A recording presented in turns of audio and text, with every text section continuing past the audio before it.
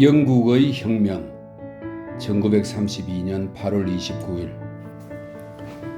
여기서 잠시 영국의 역사에 관해 이야기하기로 하자. 지금까지 우리들은 영국에 대해서는 별로 얘기하지 않았다. 이 나라는 프랑스나 이탈리아에 비해 뒤떨어져 있었으나 옥스퍼드는 훨씬 이전부터 저명한 학술의 중심이 되었으며 조금 뒤에는 케임브리지도 그와 같은 위치에 올랐다. 14세기 종교개혁의 선구자 위클리프는 옥스퍼드에서 나온 인물이다. 초기의 영국 사회에서는 주로 의회의 발달에 흥미가 집중된다. 처음에는 귀족에 의한 왕권의 제한이 기도되어 1215년에 권리장전이 만들어지고 오래지 않아 의회의 싹이 텄다. 그것은 아직 덜 핀 꽃봉오리에 비유할 수 있는 것으로 대귀족이나 성직자가 일종의 귀족원 즉 상원을 구성하였다.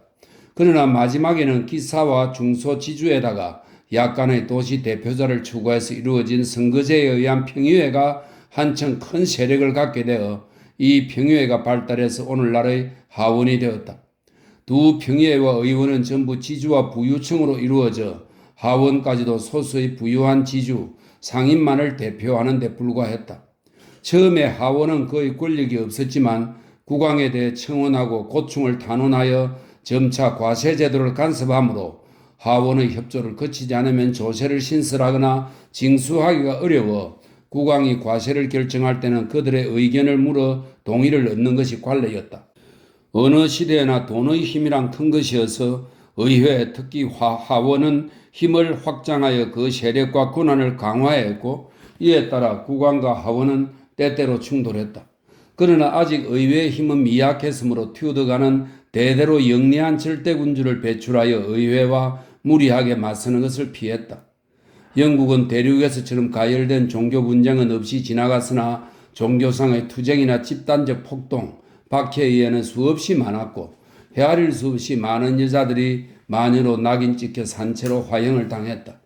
그러나 대륙에 비하면 영국은 그런대로 평온한 편이었다. 헨리 8세와 함께 이 나라는 프로테스탄트로 개종했으나 가톨릭도 많았고 동시에 극단적인 프로테스탄트 세력도 컸다. 그런데 영국의 신교회는 자칭 프로테스탄트라고 했으나 그 성격상 양자의 중간에 위치하여 실제로는 국왕을 수령으로 받드는 국가체제의 일부분이었다. 그러나 로마 교황과는 완전히 단절되어 도처에서 반교회 집단 폭동이 일어났다. 엘리자베스 1세 즉 헨리 8세의 딸의 시대에는 동양과 아프리카행 새 항로가 개척되어 새로운 무역의 기회가 생겨나 민심이 들떠 있었다. 스페인이나 포르투갈의 성공에 자극받아 치부의 욕망에서 그들은 바다로 진출했다. 월트 롤리경은 대서양을 횡단하여 지금은 미 합중국으로 불리는 아메리카의 동해안에 식민지를 마련했다. 이곳은 처녀 여왕 엘리자베스에게 경의를 표하기 위해 버지니아라고 불려졌다. 담배 피우는 습관을 아메리카에서 처음으로 가져온 것도 롤리였다. 곧이어 스페인 함대가 아메리카에 달려왔지만 그들의 의도가 완전히 꺾임으로써 영국은 사기충천했다. 이런 일들은 외부 사건과 연관시켜 국민의 관심을 외부로 돌려놓았다는 것을 제외하고는 국왕과 의회의 대립과는 전혀 관계없는 것이었다. 그러나 이미 튜더 왕조 시대부터 두 세력 간의 분쟁은 깊이를 더해 심층부까지 파고들었다. 엘리자베스 시대는 영국 역사상 가장 융성함을 자랑한 시기로 손꼽힌다. 영국은 이때 위대한 인물들을 탄생시켰는데 그 중에서도 셰익스피어는 커다란 봉우리에 우뚝 솟아있다. 엘리자베스는 1603년에 죽고 스코틀랜드 왕이 여왕의 뒤를 이었는데 그가 제임스 1세로서 전부터 잉글랜드가 폭력으로 스코틀랜드를 정복하려다가 실패한 스코틀랜드 병합 문제가 평화적으로 해결되어 한 왕국이 되었다. 제임스 1세는 왕권 신수설의 신봉자로서 의회를 싫어해서 얼마 못 가 의회와 분쟁이 일어나 끝내 완강했던 프로테스탄트가 1620년에 메이플라워를 타고 영원히 조국을 버린 채 아메리카로 건너간 것도 이때다. 이들은 제임스 1세의 전제정치와 영국 교회에 불만을 느끼고 있었다.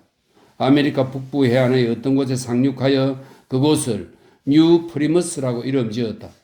그 후에도 많은 개척자들이 줄지어 건너옴으로써 식민지의 수요는 점차 늘어나 13개가 되었으며 이것들은 모두 동해안을 따라 퍼져 있었다. 이 식민지들이 발달하여 마침내 합중국이 되었는데 지금 하고 있는 이야기는 그보다 훨씬 옛 이야기이다. 제임스 1세의 아들 찰스 1세가 1625년에 국왕이 되면서 의회가 1628년에 권리 청원서를 왕에게 제출한 사건이 발생한다. 이 청원에는 국왕은 절대 군주가 아니라는 것과 왕이 해서는 안 될 규제 사항이 명확히 기록되어 있다. 즉 불법으로 인민에게 과시하거나 인민을 투옥해서는 안 되며 20세기에도 하고 있는 일이지만 칙령을 내려 이를 근거로 인민을 체포해서도 안 된다는 사항 등이다. 할 수 있는 일과 해서는 안 될 일을 제안받게 된 국왕은 경노하여 의회를 해산시켜버려 얼마간 의회에 없는 통치를 했다. 그러나 몇 년이 지나자 그는 자금이 궁해져 세금을 거두려고 할 수 없이 특별의회를 소집했다. 그러자 그때까지 왕이 의회 없이 통치한 것에 대해 국민들은 계속 불만을 품고 있었으므로 신의회는 그와 싸울 만발의 준비를 하고 있었다. 그로부터 2년도 지나지 않은 1642년에 드디어 내란이 일어나 한편에는 많은 귀족과 군대에 호위된 국왕이 서고 한편으로는 부유한 상인과 런던 시민의 지지를 받고 있는 의회가 맞섰다. 전쟁이 오래 계속되어 몇 년이 지났을 때 의회 측의 한 위대한 지도자 올리버 크롬웰이 나타났다. 그는 훌륭한 조직가이자 엄격한 규율가였으며 정의를 목숨보다 중시하는 종교적 열정에 불타는 사람이었다. 전황이 위급하고 그를 바라보는 모든 사람에게서 희망의 등불이 꺼져버렸을 때에도 전장의 진두에선 그에겐 불기둥 같은 희망이 빛나고 있었다고 칼라일은 말했다. 크로멜은 철기대라는 군대를 조직해 그들의 가슴 속에 뜨거운 정열을 불어넣었다. 의외의 군대인 청교도는 찰스의 왕당파와 계속 대전하여 마침내 크로멜은 승리를 얻었고 찰스는 의회에 의해 사로잡혔다. 그러나 아직도 국왕과의 화해를 바라는 온건한 의원들이 있었는데 크로멜의 새 군대는 완강히 그것을 거부하여 드디어 프라이드 대령이 의사당에 난입하여 화해파 의원들을 모조리 내쫓았는데 이것을 프라이드 추방이라고 한다. 하원의 나머지 의원들은 상원의 반대를 무릅쓰고 찰스를 신문하여 폭군, 매국노, 살인범, 조국의 원수로서 사형을 선고했다. 그리하여 1649년 지난날 국왕으로서 자신의 통치권의 신성을 내세운 이 인물은 드디어 런던의 화이트홀에서 목이 떨어졌다. 국왕도 여느 사람과 같이 역시 죽는다. 실로 역사상 수많은 국왕이 비명의 죽음을 당했다. 전제정치와 군주제는 암살과 살인을 초래해서 영국 왕실도 과거에 몇 차례나 암살 사건을 겪었다. 그러나 선거에 의해 승리된 의회가 자진하여 법정에 나선 국왕을 신문하고 사형을 선고했으며 처형까지 한 것은 놀라운 일이다. 언제나 상당히 보수적이며 급격한 변화를 싫어한 영국 국민이 이렇게 해서 압제적이며 매국적인 국왕을 본보기로 화형시킨 것은 보기 드문 일이었다. 이 사건으로 유럽의 국왕, 황제, 제후들은 큰 충격을 받았다. 만약 평민들이 이렇게 분수를 모르고 영국의 예를 쫓게 된다면 어떡할까? 그들 중에는 가능하면 영국을 쳐들어가 격파시켜버리고 싶었을 것이다. 그러나 그때의 영국은 일개 무능한 군주에게 운명을 맡기고 있던 때와는 달랐다. 영국은 비로소 공화국이 되어 크로멜과 그 군대가 나라를 지키게 되었다. 크로멜은 사실상 독재자였고 그는 호국경이라 불리었다. 그는 엄격하고 유능한 통치 아래 영국의 국력은 계속 자라나 그 함대는 네덜란드, 프랑스, 스페인의 함대를 쳐부셨고 영국은 유럽 제1의 해군국으로 군림하게 되었다. 그러나 영국의 공화제는 생명이 무척 짧아 찰스 1세의 처형 후 11년이 지나 크로멜이 죽자 2년 후에 공화국도 무너졌다.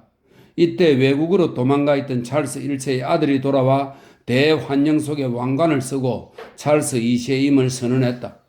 그는 평판에 신통치 못했고 그저 의회와의 마찰을 피하기 위해 교묘한 수단을 썼다. 또 프랑스로부터 돈을 받아 쓰고 나여 크로멜 시대에 획득한 유럽 최고의 지위를 잃어버렸는데 네덜란드의 함대가 템즈 강까지 거슬러 올라와 영국 함대를 불질러버릴 정도로 하락했다. 그 후 찰스 2세의 동생 제임스 2세가 왕위를 물려받자 곧 의회와의 분쟁이 생겼다. 제임스는 열성파 가톨릭 신자로서 교황의 지배를 받아들여 확립하려 했기 때문인데 영국 국민은 그들의 종교적 견해가 어떻든 대다수가 강하게 교황과 교회를 정오하고 있었다. 제임스 2세는 이 감정을 도저히 수습할 수가 없었고 의회의 태도가 격하여 프랑스로 망명하고 말았다. 이렇게 해서 의회는 또다시 국왕을 이겼는데 이번에는 평화 속에 내란도 없이 끝났다. 이것을 명예혁명이라 한다. 국내에는 국왕이 없었지만 영국은 이제 또 공화국을 세우려 하지는 않았다. 영국 국민은 군주를 좋아한다는 말이 있다. 그들은 임금에게 의례 따르게 마련인 위험 있는 형식까지도 좋아한다. 그래서 의회는 새로운 국왕을 물색하는데 100년 전 스페인에 대해 네덜란드의 위대한 투쟁을 지도했던 윌리엄을 배출한 오린지가에서 적임자를 발견해냈다. 이 사람은 오린지공 윌리엄이란 사람으로 그는 영국 왕가의 메리와 결혼한 사람이었다. 1688년 윌리엄과 메리는 공동 통치자가 되었다. 바야흐로 의회는 최고의 지위에 서게 되고 의회로 대표되는 인민에게 권리를 넘겨주려 한 영국 혁명은 이로써 완성되었다. 이날부터 영국의 국왕이나 여왕 중 어느 쪽도 감히 의회의 권위에 도전하려는 사람은 없었다. 의회는 최고의 지위에 올랐다. 그러나 그 의회란 도대체 어떤 모임이었을까? 그것이 영국 인민을 대표하고 있다고 속단해서는 안 된다. 그것은 극히 적은 일부를 대표한 것에 지나지 않았다. 상원은 그 이름이 말해주듯 토지 소유자 즉 대지주와 성직자를 대표하는 것이었고 하원조차도 부유층 즉 지주나 상인의 집회였다. 투표권을 가진 사람이 소수로 한정되어 있었던 100년 전까지의 영국에는 이른바 주머니 선거구라는 것이 있었는데 이는 사실상 누군가의 주머니 속에 있는 선거구라는 의미를 가지는 것이다. 한 사람의 의원을 선출하는데 선거구 전체가 한 사람이나 혹은 두 사람의 유권자로 이루어질 수도 있었다는 것은 참으로 놀라운 일이다. 1793년에는 하원의 306명의 의원이 전 유권자 160명에 의해 선출되었다고 한다. 이렇게 볼 때 인민의 대다수가 투표권을 갖지 못했고 의회에 의해 대표되지 못했다는 것을 알 수 있다. 하원은 도대체 인민의 대표처라고 볼 수 없는 것이며 도시마다 대두되기 시작한 신흥 중간계급을 대표하는 것조차도 못되었다. 그것은 다만 대지주 계급과 얼마 안 되는 부유한 상인을 대표하는 데 불과했다. 의회의 의석은 매매되고 뇌물 거래가 성행했다. 이것은 100년 전 시끄러운 여론으로 통과된 뒤 비교적 많은 사람들이 선거권을 갖게 된 1832년까지 행해진 일들이었다. 이렇게 되고 보면 국왕에 대한 의회의 승리는 극소수의 부유한 사람들의 승리에 지나지 않았다. 당시의 영국은 소수의 지주와 몇몇 상인들에 의해 통치되고 있는 것이나 마찬가지였다. 그 밖의 다른 계급, 즉 이 계급들이야말로 전 국민을 포함하는 것이라 하겠는데 그들에게는 아무런 발언권도 없었다. 마찬가지로 스페인과의 전쟁 끝에 수립된 네덜란드 공화국 역시 부유층의 공화국이었다. 윌리엄과 메리에 이어서 메리의 여동생 앤이 여왕이 되었다. 1714년에 그녀가 죽자 다음 국왕을 선정하는데 약간의 분규가 있었으나 의회는 결국 독일에서 하노브라는 독일인을 데려다 영국 국왕 조지 1세로 추대했다. 아마도 의회는 얼빠진 인물로서 의회에 간섭할 만한 영리한 사람보다는 우둔한 국왕 쪽이 편리하다고 생각해서 그를 선정했을 것이다. 조지 1세는 전혀 영어를 몰랐고 조지 2세로 선언한 아들마저도 역시 거의 영어를 못했다. 영국 왕이 영어를 못했으니 어떠했겠는지 뻔하지 않느냐? 이렇게 해서 하노브는 지금까지 계승되고 이것을 군림한다고는 거의 표현할 수 없을 것이다. 실제적인 군림이나 통치는 의회가 하고 있으므로 16, 17세기에는 영국과 아일랜드 사이에 커다란 마찰이 있었다. 아일랜드 정복이 기도되어 엘리자베스와 제임스의 통치 때 많은 반란과 학살이 거듭되었다. 제임스는 북부 아일랜드의 얼스터의 영지를 많이 몰수한 후 스코틀랜드에서 프로테스탄트를 데려다 이곳에 정착해 했다. 그로부터 이 프로테스탄트 식민지가 계속 남아 아일랜드는 아일랜드 원주민과 스코틀랜드 이주민으로 그리고 로마 가톨릭 교도와 프로테스탄트로 갈라지게 되었다. 이 양자는 격심한 정오로 맞서 그 중간에서 어부지리로 얻은 것은 물론 영국이었다. 관례에 따라 영국의 통치자도 분할하여 통치하라의 신봉자였다. 지금까지도 얼스터 문제는 아일랜드 최대의 난제가 되어 있다. 영국의 내란 중에 아일랜드에서 영국인 학살 사건이 일어났다. 이에 대해 크로멜은 잔혹하게 아일랜드인을 학살함으로써 보복했는데 오늘날까지도 이것은 아일랜드의 쓰라린 기억으로 남아있다. 항쟁은 다시 계속되어 마침내 협정이 체결되었다. 결국 그들은 영국인에 의해 정복된 것이다. 아일랜드의 고난에 찬 역사, 그것은 오랜 고통으로 얼룩진 역사라고 할 수 있을 것이다.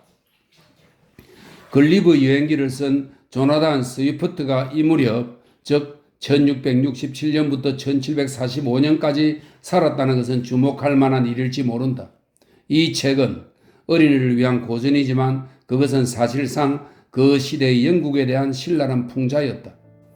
또한 로빈슨 크루소를 쓴 다니엘 데포우도 스위프트와 같은 시대의 사람이었다.